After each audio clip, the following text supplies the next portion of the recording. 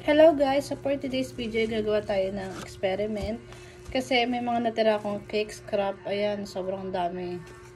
Gagawa tayo ng dessert. Para hindi naman masayang yung ating cake scrap.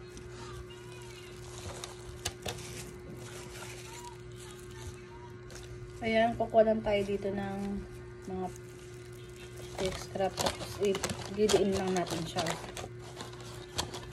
Para magsama-sama. Sayang kasi pag tinapon din, di ba? Ayan. Bigay ko din to sa family ko.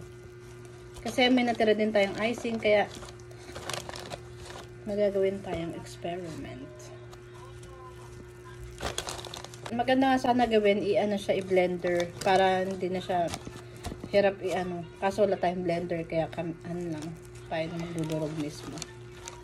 4 per inch. Ito nga pala yung tsura niya guys. Ayan. Then nalagyan ko to ng icing para siyang para maging filling. So ayan guys, meron din tayo natira ditong icing. Gagamitin din natin to. Kasi sayang din. Nalagyan natin siya dito sa panggitna.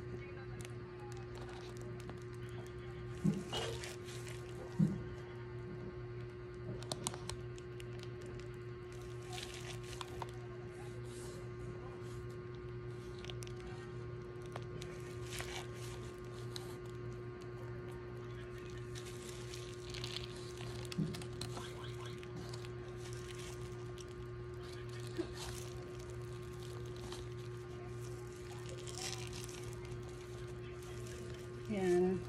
Tapos yan, gagamit lang tayo nito para i-flat natin yung icing.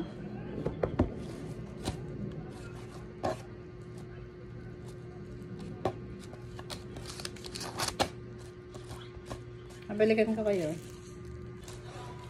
Yan na nga guys, tapos ko na siya lagyan ng frosting, icing, ayan. Tapos lalagyan natin siya sa top ng chocolate ganache. Tinunaw ko siya sa mainit na tubig. Lalagyan natin siya sa ibabaw. Ayan.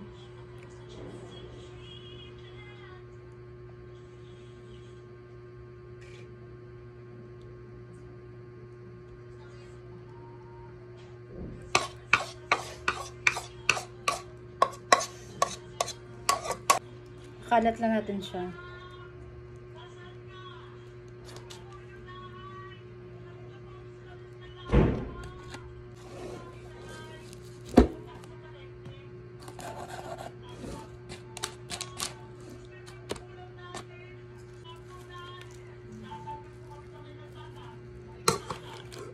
Yan guys, tapos na natin siya.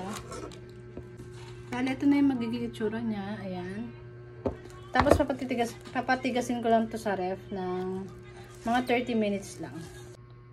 So ito na nga itsura niya guys. Medyo matigas na siya. Hatiin natin siya ng maliliit para lahat ng family natin ay makakain.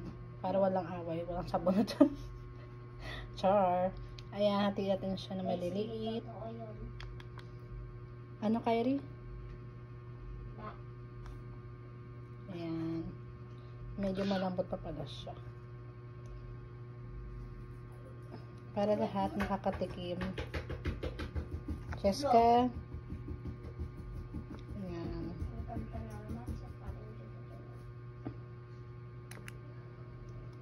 Ayan na guys. So ito na guys. Nahati ko na siya para lahat makakain ng family natin. Ayan.